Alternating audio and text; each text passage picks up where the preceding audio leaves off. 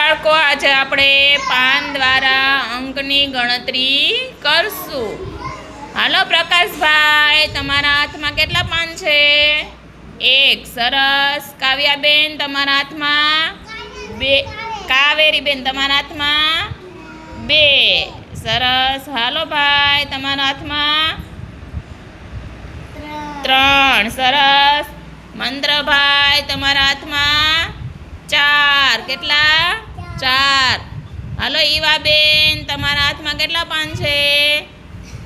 5. સરસ. હાલો લિયાંશભાઈ, તમારા હાથમાં 6.